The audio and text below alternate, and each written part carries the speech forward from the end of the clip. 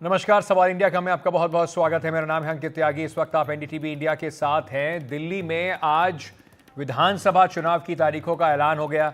मुख्य चुनाव आयुक्त राजीव कुमार ने आज दिल्ली विधानसभा चुनावों की तारीखों का ऐलान किया। 2025 के पहले चुनाव, विधानसभा चुनाव के लिए आज तारीखों का ऐलान किया गया।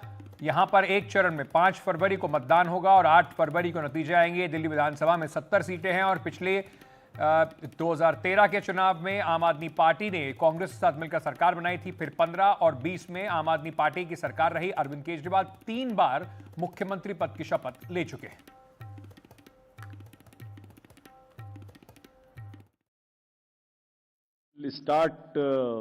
It's a single phase election. Date of notification will be 10th of January, Friday. Last date of making nomination will be 17th of January. Scrutiny on 18th of January. Withdrawal 20th. These are the statutory periods of time which is given. Date of poll is 5th and counting is 8th, and 5th again we have very deliberately kept Wednesday. क्योंकि हम सोचते हैं सब दिल्ली वाले vote करें, इसलिए इस बार भी महाराष्ट्र की तरह हमने इसको वेडनेसडे में रखा है। Entire election process after counting will be complete by 10th, and this is we are doing elections in by polls also in Milkipur in UP and Erode in Tamil Nadu. वहीं दिल्ली में दिल से जुड़ी हुई बजट की कोई योजना को शामिल ना किया जाए, ऐसा इलेक्शन कमीशन ने कहा है। इसको लेकर आज ही हम कैबिनेट सचिव को पत्र लिख देंगे, ये बात कही गई है।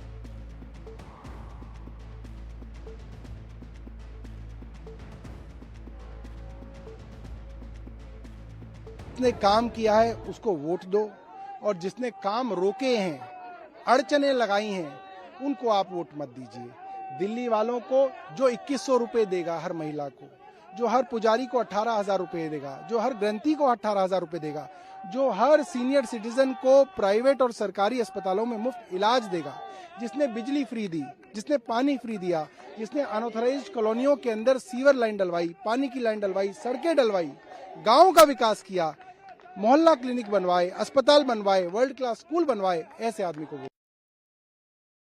के लोग एक बार फिर से 5 फरवरी को उनके परिवारों को तीर्थ यात्रा कराने वाले, महिलाओं को बस फ्री यात्रा कराने वाले, डिफरेंट वेलफेयर स्कीम्स को ईमानदारी से लागू करने वाले ईमानदार और दूरदर्शी नेता केजरीवाल जी को चुनेंगे। दिल्ली के लोग एक बार फिर से अपने बच्चों का भविष्य और दिल्ली को साफ सुथरा सुंदर शहर बनाने के सपने को चुनेंगे, और उसका सच करने के लिए ईमानदारी से बहुत सोच समझ के वोट करेंगे। इस तारीख का इंतजार दिल्ली की जनता लगातार कर रही थी, और 5 तारीख दिल्ली में बदलाव की तारीख है। दिल्ली के 1,55,00,000 से ज्यादा मतदाता उस दिन दिल्ली का भविष्य निर्धारित करेंगे। जिन लोगों ने दिल्ली को लूटने का काम किया है, उस आपदा को दिल्ली से भगाने का काम 5 फरवरी को होगा, और 8 तारीख को दिल्ली में डबल इंजन की भाजपा की सरकार बनेगी। इसके चलते हैं मेरे सहयोगी रवीश इस वक्त हमारे साथ जुड़ रहे हैं। भाजपा के खेमे में क्या गतिविधियां आप चल रही हैं, उस पर बात करने के लिए अश्विन जुड़ रहे हैं आम आदमी पार्टी के खेमे से। अश्विन, क्योंकि आम आदमी पार्टी सत्ता में है पिछले 10 सालों से, सबसे पहले आपके पास ही आना चाहूंगा। अरविंद केजरीवाल ने कहा है कि ये काम की राजनीति और गाली गलौज की राजनीति के बीच की जंग है। किस तरीके से अब तैयारियां चल रही हैं आम आदमी पार्टी में? देखिए, पिछले कुछ समय से ही आम आदमी पार्टी लगातार अपने एक नैरेटिव में बदलाव किया है। आम आदमी पार्टी ने भारतीय जनता पार्टी को भारतीय गलोच पार्टी कहना शुरू किया है। ये कहीं ना कहीं एक नैरेटिव दिखाने की कोशिश है कि आम आदमी पार्टी काम करती है, और भाजपा लगातार केंद्र सरकार के जरिए जो उपराज्यपाल उसके केंद्र से नियुक्त होते हैं, उसके जरिए कहीं ना कहीं दिल्ली सरकार के कामों में अड़चन आने की कोशिश करते हैं। और इसको लेकर ही आम आदमी पार्टी एक पब्लिक नैरेटिव बनाना चाहती है कि देखिए, हम काम तो करना चाहते हैं, लेकिन आम आदमी पार्टी काम करना चाहती है, लेकिन दिल्ली के जो एलजी हैं वो हमारे काम में रोकते हैं। और लगातार सीरीज ऐसे नंबर ऑफ सीरीज एक्शंस हैं एलजी के, जो ये दिखाता है कि जब भी कोई योजना शुरुआत होती है या जो भी कोई नया एलिगेशन बीजेपी लगाती है, तो उस पर एलजी कहीं ना कहीं जांच के आदेश देते हैं और चाहे कांग्रेस पार्टी शिकायत लेके जाती है उस पर एलिगेशंस लेते हैं। तो आम आदमी पार्टी का ये कहना है कि हम अपने विकास कार्यों पर जाएंगे, हमारा सिर्फ एक ही है कि हम विकास करने वाली पार्टी, हम दिल्ली का फिर से विकास करेंगे तो जनता हम पे विश्वास करे। और जो बाकी पार्टियां हैं बीजेपी को लेकर उनका कहना है कि वो हमारे कामों को रोकते हैं, वहीं कांग्रेस को लेकर कहना है कि कांग्रेस पार्टी की बात ना करें क्योंकि उसका दिल्ली में कुछ भी प्रेजेंस नहीं है। तो आम आदमी पार्टी का पूरा इस चुनाव में फोकस ये है कि जो उसकी योजनाएं हैं, खासकर महिला सम्मान योजना, चाहे संजीवनी योजना हो, जो दलित छात्रों के लिए जो अंबेडकर स्कॉलरशिप की योजना की उन्होंने बात कही, और हाल फिलहाल में जो उन्होंने पानी के लिए जो बढ़े हुए बिल आए थे उसको माफ़ करने की बात कही। तो आम आदमी पार्टी नैरेटिव सेट ये कर रही है पूरे चुनाव में कि हम सिर्फ और सिर्फ अपने विकास कार्यों पर जाएंगे, हिंदू मुस्लिम नहीं लाएंगे, क्योंकि बीजेपी लगातार आरोप लगा रही है कि ये चुनावी हिंदू है। चुनाव के समय ही इनको हिंदुओं का याद आता है कि जब उन्होंने ग्रंथी योजना और हिंदू मंदिरों के जो पुजारी थे उनके लिए जो योजना शुरुआत की। वहीं आम आदमी पार्टी आज ट्वीट किया और आम आदमी पार्टी ने कहा है कि ऐसा क्यों होता है कि हर चुनाव के समय ही भाजपा को सिर्फ ये हिंदू मुस्लिम याद आता है। तो कहीं ना कहीं भाजपा इस चुनाव में आम आदमी पार्टी के जो नैरेटिव सेट करती है उस पर वो खेलते हुए नजर आते हैं। पिछले 2 चुनाव का अगर आप ट्रैक रिकॉर्ड भी देखें, जिस तरीके की लैंडस्लाइड विक्ट्री है वो ये दिखाता है कि आम आदमी पार्टी की जो टैक्टिक है, जो कैंपेन है, वो दोनों ही पार्टियों के मुकाबले सबसे अच्छी है। इसलिए वो इस तरीके की लैंडस्लाइड जीत रही है। तो कहीं ना कहीं उसको वो इस बार मेंटेन रखना चाहते हैं। अरविंद केजरीवाल 2015 में 67 और 2020 में 62 सीटें लेकर दिल्ली विधानसभा जीते थे। लेकिन रवीश, क्या भारतीय जनता पार्टी की जो लाचारी पिछले 2 चुनाव में, बल्कि 2 चुनाव क्या कहें 26 सालों से दिल्ली में दिखती नजर आ रही है? भारतीय जनता पार्टी पहले शीला दीक्षित को हरा नहीं पाई और अब अरविंद केजरीवाल को हराने में भी उन्हें काफी दिक्कत का सामना करना पड़ रहा है। 2013 में शायद आखिरी मौका था जब बीजेपी के हाथ में सिंगल लार्जेस्ट पार्टी बनने का तमगा आया था, लेकिन फिर भी सरकार उनकी बन नहीं पाई थी। तो इस बार अलग क्या है बीजेपी के लिए? जी देखिए अंकित, 2020 का जब दिल्ली का विधानसभा चुनाव हो रहा था, उस समय के जो दिल्ली के चुनाव प्रभारी थे प्रकाश जावड़ेकर, एक बार उन्होंने पत्रकारों को बुलाया और उनसे बातचीत की। तो मैंने उनसे पूछा, मैंने कहा कि अरविंद केजरीवाल के बिजली और पानी को लेकर आपकी कोई रणनीति है? तो उन्होंने उस वक्त कहा कि हम राष्ट्रीय मुद्दों पर ये पूरा चुनाव लड़ रहे हैं। और आपने देखा कि 2020 में क्या हश्र हुआ बीजेपी का।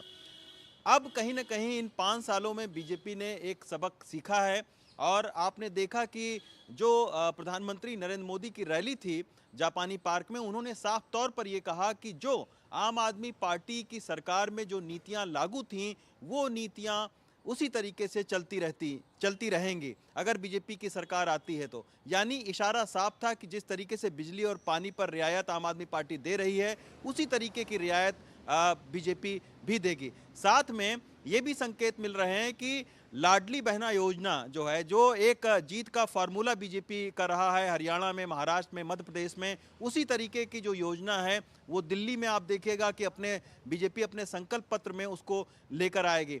तीसरी जो बीजेपी की रणनीति है वो ये रणनीति है कि बूथ तक कैसे पहुंचा जाए। यानी बीजेपी ने अभी पूरा डेटा खंगाला है और वो डेटा खंगाला है कि दिल्ली के लोकसभा चुनाव में तो उनको 56 से 58% वोट मिल रहा है, लेकिन ऐसी क्या बात होती है कि साल भर के भीतर उसी बूथ पर जो है उनको 34 या 35% वोट मिलता है।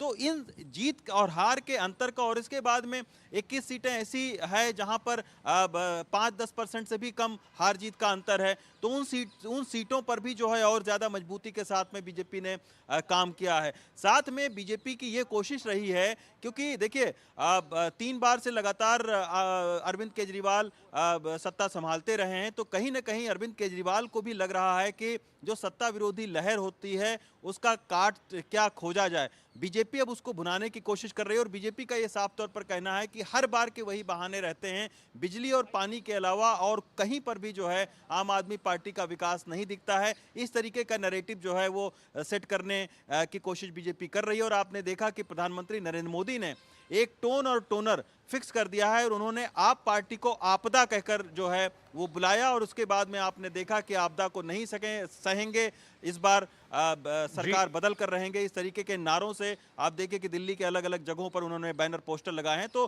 साफ है आक्रामक सियासी जो हमला है वो बीजेपी करेगी। जो स्थानीय मुद्दे हैं, जो स्थानीय लाभ की योजनाएं हैं, उनको अपने संकल्प पत्र में वो लाएगी। मैं आपके पास दोबारा आऊंगा रवीश, कुछ और भी सवाल हैं। बीजेपी सियासी हमला तो करेगी, पिछली बार भी काफी कोशिश की गई थी, लेकिन बार बार सवाल फिर घूम फिर के आता है कि चेहरा कौन होगा अरविंद केजरीवाल के सामने, और ये सब चीजें जो सवाल हैं जो बीजेपी को काफी परेशान भी करते हैं। लेकिन मनोरंजन भारती भी इस वक्त हमारे साथ जुड़ गए। बाबा, 26 साल का जो वनवास चल रहा है बीजेपी का, इस बार आपको लग रहा है दिल्ली में घूम घूम के ठंड में आप घूम रहे हैं कि वो पूरा खत्म होने वाला है, या कांग्रेस का भी ये बात कर लें, शीला दीक्षित के जमाने में 48% वोट पाने वाली कांग्रेस पार्टी 2020 में 4% पर आके रुक गई थी, तो कांग्रेस को एक आध सीट पर उम्मीद नजर आ रही है कहीं, या दिल्ली में इस बार फिर से ठंडे बस्ते में? देखिए, आपने ठंड की बात की, मेरे पीछे आग जल रहा है, शायद आपको धुआं भी नजर आ रहा होगा। और लेकिन आपको ये बता दूं, ऑन द सीरियस नोट, इस बार का जो विधानसभा चुनाव है दिल्ली का, काफी दिलचस्प होने वाला है। एक तो सीरियस 10 साल की जो एंटी इनकम्बेंसी है, वो पहली बार अरविंद केजरीवाल जी को झेलनी पड़ रही है। बीजेपी की अपनी समस्या है, उनके पास कोई चेहरा नहीं है, वो बार बार इसलिए इस बार भी बिना चेहरे के उतर रहे हैं। उन्होंने बहुत ढूंढने की कोशिश की, कोई ऐसा सम्मान नेता मिला नहीं, तो उन्होंने कह दिया कि हम बिना चेहरे के उतर रहे हैं, प्रधानमंत्री का चेहरा हुआ। मुझे लगता है कि इस बार दिल्ली में सत्ता की चाबी जो है वो कांग्रेस के पास है। यदि वो 4% वोट से 10% वोट जाती है, और जिस ढंग से कांग्रेस ने उम्मीदवार उतारे हैं, उसको लेकर के एक थोड़ी सी दिक्कत जो है वो आम आदमी पार्टी के खेमे में है। यही वजह है कि एक प्रेस कॉन्फ्रेंस जो अजय माकन करने वाले थे, वो सब कुछ होने के बाद उसको अंतिम समय में कैंसिल कर दिया गया, क्योंकि उसके टोन और टेनर को लेकर के खुद जो है कांग्रेस के सबसे बड़े नेता आला कमान है, उन्होंने ही उनको बोला कि नहीं, आप इस भाषा में अभी जो है अरविंद केजरीवाल पे हमले नहीं करेंगे। कहा गया कि कुछ जो इंडिया गठबंधन के एलाइज है, उन्होंने भी आपत्ति की कि नहीं, अभी ये मौका नहीं है, अभी आपको थोड़ा रुकना चाहिए। तो ये जो एक बात हो रही है कांग्रेस के अंदर और आम आदमी पार्टी को लेकर के, कांग्रेस ने उम्मीदवार बहुत अच्छे उतारे।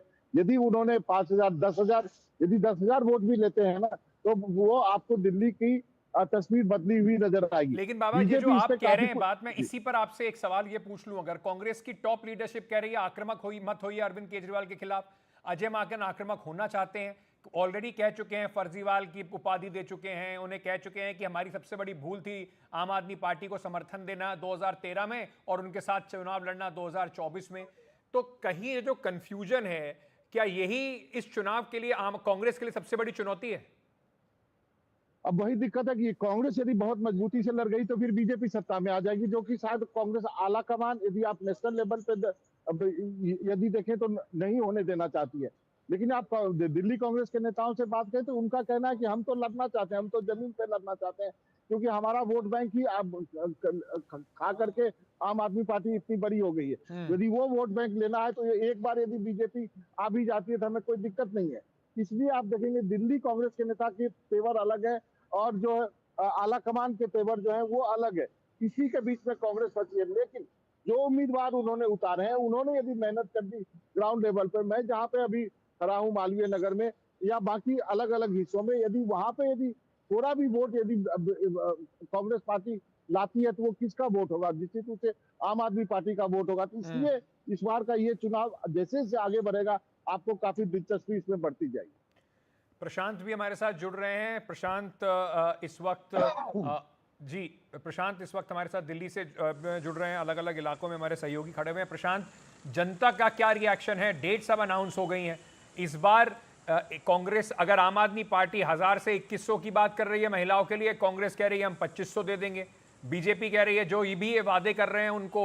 चलिए आतिशी, प्रशांत माफ कीजिएगा, प्रेस कॉन्फ्रेंस दिल्ली की मुख्यमंत्री। रुकेगा नहीं, ये हमारे घर छीन सकते हैं, ये हमें गालियां दे सकते हैं, लेकिन जो दिल्ली वालों के लिए काम करने का जज्बा हमारे दिल में है, उस जज्बे को नहीं छीन सकते हैं। मैं दिल्ली वालों को ये कहना चाहूंगी कि अगर जरूरत पड़े तो मैं आपके घर पे आके रहूंगी, अगर जरूरत पड़े मैं आपके घर में आके रहूंगी और आपके घर से दिल्ली वालों के लिए काम करूंगी, दुगनी स्पीड से काम करूंगी, दुगने जज्बे से काम करूंगी। भारतीय जनता पार्टी को यह बताने के लिए काम करूंगी कि आप हम पर कोई भी अत्याचार कर लीजिए, हमें कितना भी परेशान कर लीजिए, हम दिल्ली वालों के काम रुकने नहीं देंगे। मैं याद करा दूं भारतीय जनता पार्टी वालों को, 3 महीने पहले, एक बार पहले भी आपने मुझसे मुख्यमंत्री आवास छीना था, मेरा सामान सड़क पर लाके फेंक दिया था। उसके बाद 3 महीने में मैंने दिल्ली की सड़कें ठीक करवाई, मैंने दिल्ली में फ्लाईओवर बनवाए, मैंने दिल्ली में अनेकों नए स्कूल बनवाए, मोहल्ला क्लिनिक में जो टेस्ट रुके हुए थे वो टेस्ट शुरू करवाए, मोहल्ला क्लिनिक में जो दवाइयां बंद कराई हुई थी वो दवाइयां शुरू करवाई। और जो अरविंद केजरीवाल जी ने वादा किया था कि दिल्ली की महिलाओं को 1000 रुपए की सम्मान राशि देंगे, उस महिला सम्मान योजना को कैबिनेट में पास कराया। और मैं आज आपको ये बता दूं कि आज जब इन भाजपा वालों ने मुझे मुख्यमंत्री आवास से बाहर निकाल कर फेंका है, अब वो याद रखें, इस बारी जब मुख्यमंत्री आवास से निकाला है, आज मैं ये प्रण ले रही हूं कि दिल्ली की हर महिला को 2100 रुपए दिलवा कर रहूंगी। संजीवनी योजना के तहत दिल्ली के हर बुजुर्ग को सरकारी अस्पताल में, प्राइवेट अस्पताल में फ्री इलाज करवा कर रहूंगी। दिल्ली के हर पुजारी को, हर ग्रंथी को हर महीने 18,000 रुपए की सम्मान राशि दिलवा कर रहूंगी।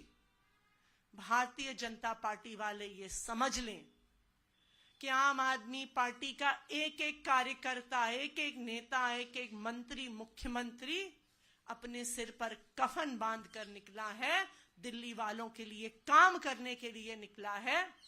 आप हमें जितना परेशान करेंगे, हम उतने ज्यादा जज्बे से दिल्ली वालों के लिए काम करेंगे। अब मैं चाहूंगी कि संजय जी अपनी बात रखें।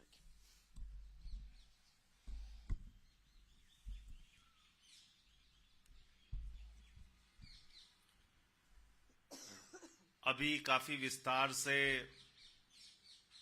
सौरभ भाई ने और आतिशी जी ने बताया कि किस प्रकार से गाली गलौज पार्टी ने एक।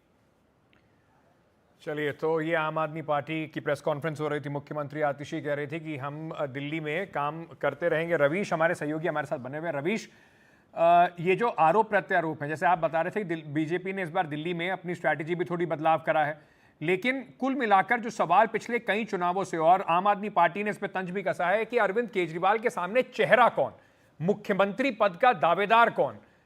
इस सवाल को लेकर क्या भारतीय जनता पार्टी को कहीं ना कहीं लगता है कि उन्हें कोई सीएम चेहरा अपना आगे रखना चाहिए? देखिए, किरण बेदी को एक बार सीएम चेहरा आगे करके देख चुकी है बीजेपी, और अब आप देखिए कि हाल फिलहाल के जो ट्रेंड रहे हैं, वो चाहे हरियाणा में हो, चाहे मध्य प्रदेश में हो, राजस्थान में हो, कहीं पर भी बीजेपी सीएम का चेहरा आगे करके और चुनाव नहीं लड़ती है। बीजेपी की ये कोशिश रहती है कि प्रधानमंत्री नरेंद्र मोदी का चेहरा हो और स्थानीय मुद्दों पर ये पूरा चुनाव लड़ा जाए, और उसको एक के बाद एक कामयाबी भी मिली है। तो यही वजह है कि बीजेपी अपनी इस रणनीति में कोई बदलाव नहीं करने वाली है।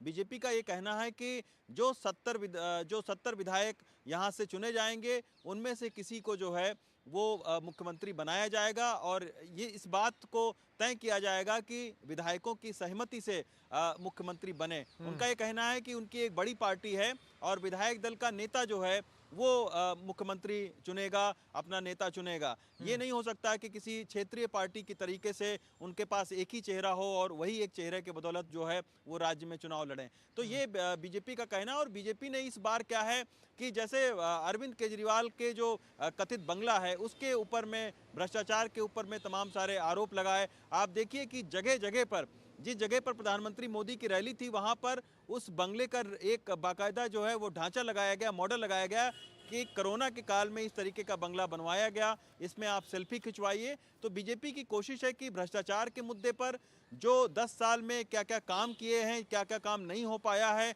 उनके आधार पर जो है वो दिल्ली का जो चुनाव है वो लड़ा जाए। और चेहरे की बात रही तो चेहरा प्रधानमंत्री नरेंद्र मोदी का रहेगा, और स्थानीय मुद्दे इस बार बीजेपी ज़्यादा से ज़्यादा अपने संकल्प पत्र में शामिल करेगी। यही वजह है कि आप देखिए कि 2 लगातार जो प्रधानमंत्री नरेंद्र मोदी की रैली है, उसको प्रधानमंत्री ने चुनाव घोषित होने से पहले किया है। और आप देखिएगा कि इस चुनाव में 1 महीने में तमाम सारे जो क्षेत्रीय दलों जो क्षेत्रीय अपने नेता हैं उनको भी बाहर से यहाँ पर लेकर आएगी, उनको भी चुनाव प्रचार करवाएगी। हर एक सांसद को यहाँ पर, तो मशीनरी आप देखिए कि बीजेपी के पास बहुत बड़ी है।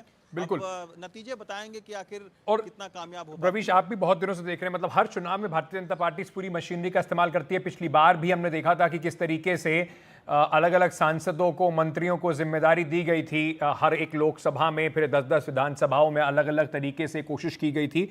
लेकिन भारतीय जनता पार्टी के लिए बड़ी साख की लड़ाई भी है। अब तक उन्होंने जो भी पॉलिसी, जो भी फॉर्मूला अपनाया है कहीं और राज्यों में, कम से कम वो आम आदमी पार्टी और उससे पहले कांग्रेस के सामने 26 महीने साल तक नहीं चल पाया है। तो क्या बीजेपी इस बार उस चक्र को तोड़ पाएगी, ये बड़ा सवाल होगा। प्रशांत हमारे सहयोगी जुड़ गए हमारे साथ, कालका जी से जुड़ रहे हैं। कालका जी, महत्वपूर्ण इसलिए हो जाता है कि आतिशी जो आम आदमी पार्टी से हैं, मुख्यमंत्री हैं दिल्ली की, उनके सामने अलका लांबा उतर रही हैं कांग्रेस से, और रमेश बिधूरी भारतीय जनता पार्टी से। रमेश बिधूरी ने कुछ बयान प्रशांत ऐसे दे दिए हैं कि कहीं ना कहीं ऐसा लग रहा है कि भारतीय जनता पार्टी, जिसने अभी तक महिलाओं के लिए कुछ योजना का भी अनाउंसमेंट नहीं करा है, और आम आदमी पार्टी और कांग्रेस उसे महिला विरोधी के नाम पर एक बड़ा नैरेटिव बनाती हुई दिखाई पड़ रही है। जी बिल्कुल, देखिए अंकित, तब से अब कुछ देर पहले आपने सुना मुख्यमंत्री आतिशी को, वो फिर से उन्होंने कहा कि उनको मुख्यमंत्री निवास से हटाने की कोशिश हुई है। पिछले दिनों जो रमेश बिधूरी जिस बयान की आप चर्चा कर रहे थे, उस पर वो पिछले दिनों प्रेस कॉन्फ्रेंस में वो एक तरह से भावुक हो गई। तो जाहिर है आम आदमी पार्टी को और आतिशी को ये मौका मिला है जब रमेश बिधूरी का ये बयान आया।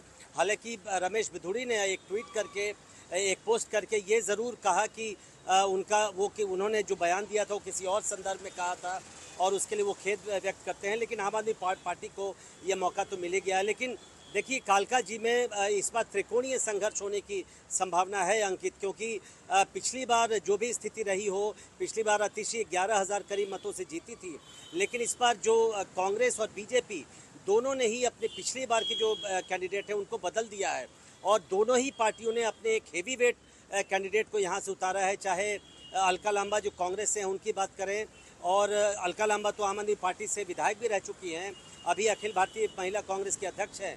और इसके अलावा रमेश बिधूरी, वो बड़ा नाम है दिल्ली की राजनीति के, वो इसी क्षेत्र से 2 बार सांसद रहे हैं, जिस लोकसभा क्षेत्र में कालका जी विधानसभा पड़ता है। हालांकि उनका बयान काफ़ी सुर्खियां बटोर रहा है, लेकिन आप तय मानिए कि रमेश बिधूरी भी काफ़ी ज़मीन के नेता माने जाते हैं, वहां पर यहाँ पर रह के वो काफ़ी काम करते हैं। तो इस बार मुकाबला त्रिकोणीय होने वाला है। और अगर मैं इस वक्त कालका जी मंदिर के पास खड़ा हूँ, यहाँ पर दिल्ली के तमाम जगहों से लोग आते हुए मुझे दिखे, मैंने उनसे बात की।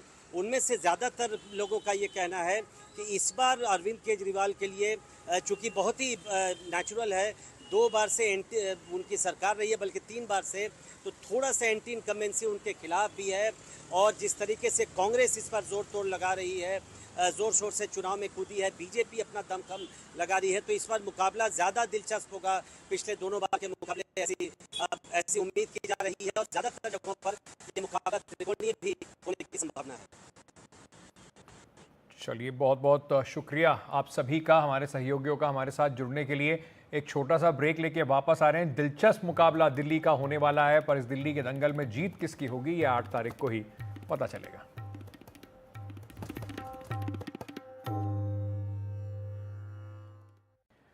उत्तर प्रदेश में बीजेपी संगठन के चुनाव प्रक्रिया में आज से जिलाध्यक्ष पद के लिए नामांकन शुरू हो गए हैं। जिलाध्यक्ष पद के लिए अगले 3 दिनों तक कोई भी कार्यकर्ता नामांकन कर सकता है। बीजेपी नेतृत्व की कोशिश है कि जिला स्तर पर संगठन के चुनाव आम सहमति के आधार पर हों। अगर किसी चुनाव कराने की नौबत आई तो लोकतांत्रिक प्रक्रिया से संगठन के चुनाव भी कराए जाएंगे।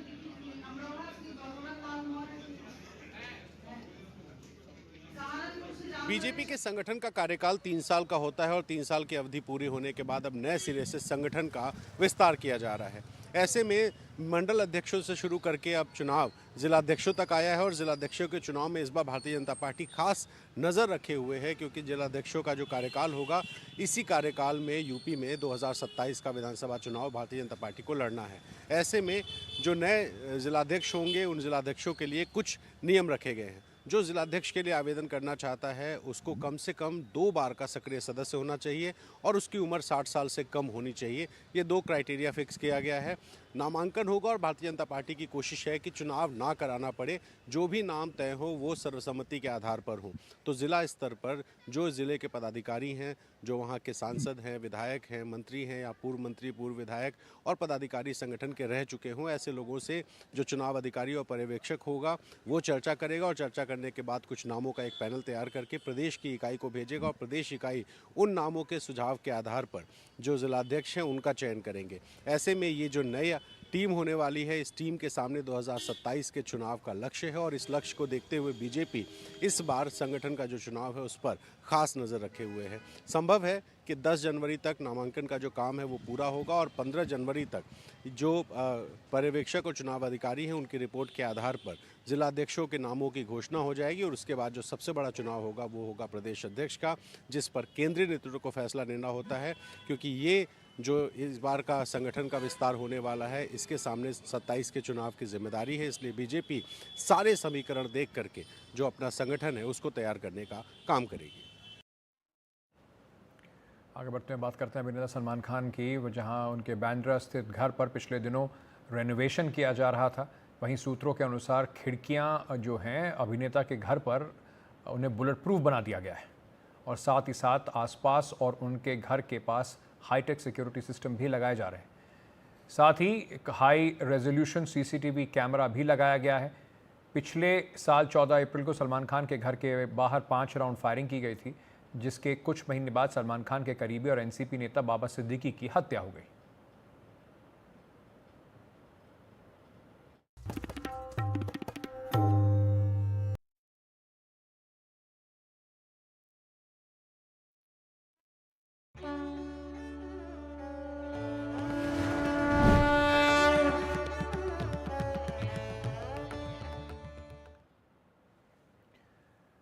महाकुंभ की महाकवरेज एनडीटीवी पर चल रही है। एनडीटीवी की टीम संगम से लेकर शहर तक प्रयागराज में अपने कैमरों के साथ मौजूद है। कुंभ की महाकवरेज के बीच हमारी मुलाकात हुई बॉलीवुड एक्टर संजय मिश्रा से, जो अपने दोस्तों के साथ धूप सेक रहे थे।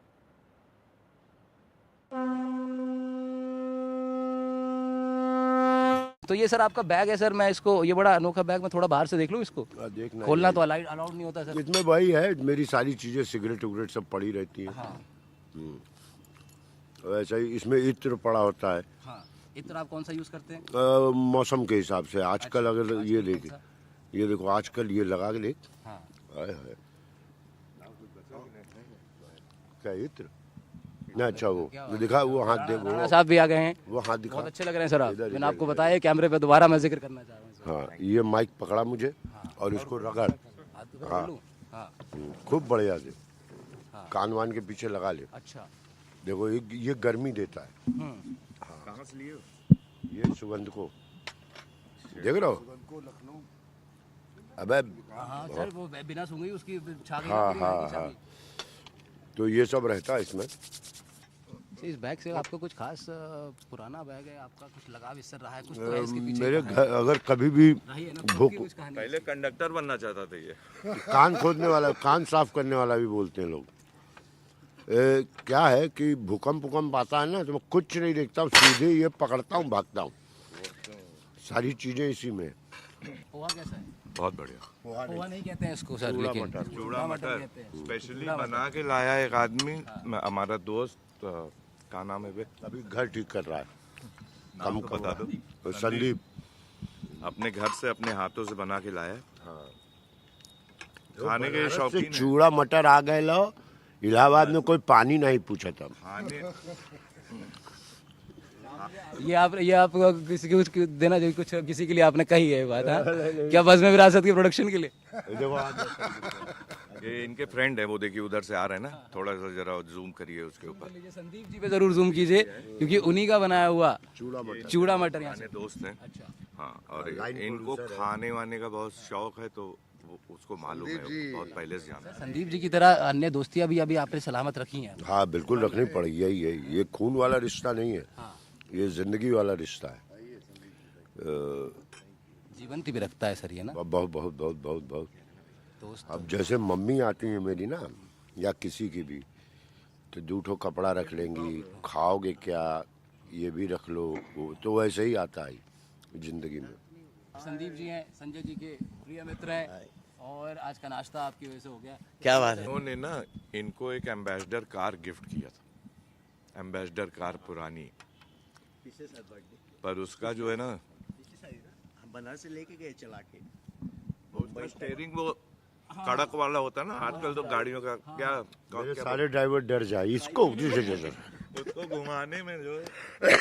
अम्बेसडर बनारस से लेके मुंबई। हाँ 2 दिन में पहुंचे, मस्त एकदम नई गाड़ी अभी भी बनारस में खड़ी है। तो ये अभी आपने सर वो बनारस में उसको खड़ा करवाया बॉम्बे? अब वापस बनारस मेरे सारे ड्राइवर बोलते हैं इसको मोड़ने के चक्कर में हम मुड़ चुके हैं सर। समुंदर है ना, समुंदर के पास जो है ना, बॉडी से खराब हो रहा था। जो अनएडिटेड कंटेंट है, जो रॉ कंटेंट है कि बस शुरू हो गए, उसमें कुछ ये नहीं है कि नमस्कार मेरा नाम राहुल भारद्वाज, आप देख रहे हैं, सीधा एक बातचीत की हाय सर आप कितने, वो ज्यादा अच्छा रहता है, वो बढ़िया रहता है वो। हाँ पुराना वाला है वो लगता है आप किसी का इंटरव्यू ले रहे हैं। हाँ। अब जवाब देना पड़ेगा हमको इनके सवाल का। मैं वो नहीं चाहता था। बात चल रही है, बस बात चल रही है। बहुत ज्यादा अच्छी बातें निकल आती हैं ऐसे वाले में। तो कोशिश की है कुछ अच्छी बातें आप लोग सुन पाए। बेहद ही खूबसूरत चेहरे मेरे सामने, उठने का मन नहीं कर रहा, बार बार ये लोग बोल रहे हैं भैया बस बस और भी लोग हैं। उठने का मन नहीं कर रहा, धूप की वजह से। सर आप भी तो अपने आप में उजाला ही हैं, हमारे लिए सभी के लिए उजाला हैं आप लोग। वाह, महाकुंभ के लिए कुछ कह दीजिए सर। 40 करोड़ बहुत बहुत बहुत बहुत बहुत बड़ा, बहुत बड़ी चीज है। सरकार पर, हम लोगों पर एक बहुत बड़ी जिम्मेदारी है। कितने खूबसूरती से हर साल हो ही जाता है, कितनी खूबसूरती से, कितनी सफाई के साथ, कितनी शांति के साथ इसको हम लोग एंजॉय करें। बहुत बहुत बहुत, मतलब मैं तो कल था वहाँ, गदगद हो जाता है, गदगद हो जाता है। मैं हर कुंभ में कोशिश करता हूँ रहूँ, वक्त रहता तो आ ही जाता हूँ। बहुत बड़ी चीज़ है ये, बहुत बड़ी चीज़ है। इतने सारे लोग एक साथ इकट्ठा होना। पुआल होता है, पुआल जिस पर सोते हैं कुंभ में, गरम देता है, उस पर सोने का मजा अलग है गुरु। तो उसकी शूटिंग सर शुरू हो जाएगी अभी 2025 में, जनवरी 6 से।